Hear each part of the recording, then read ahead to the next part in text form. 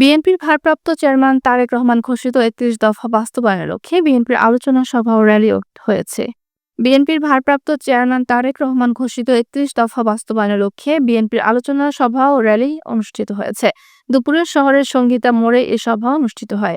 সভা থেকে জেলা বিএনপির মেয়াদ উত্তীর্ণ কমিটি বিলুপ্ত ঘোষণার দাবি জানানো হয়। জেলা বিএনপির যুগ্ম আহ্বায়ক তারিকুল হাসানের সভাপতিত্বে সভায় বক্তব্য রাখেন দেবহাটা উপজেলা বিএনপির আহ্বায়ক সিরাজুল ইসলাম, শেরনগর উপজেলা বিএনপি সভাপতি মাস্টার আব্দুল ওয়াহেদ, জেলা যুবদলের সাবেক সাধারণ সম্পাদক আয়নুল ইসলাম নান্টা, জেলা ছাত্রদলের সাবেক সাধারণ সম্পাদক মমতাজুল ইসলাম চন্দন, জেলা স্বেচ্ছাসেবক দলের সাধারণ সম্পাদক কামরুজ্জামান ভুট্টো সহ আরও অনেকে।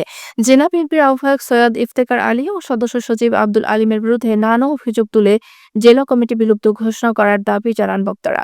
সভা শেষে একটি বিক্ষোভ র্যালি শহরের প্রধান সড়ক প্রদক্ষিণ করে।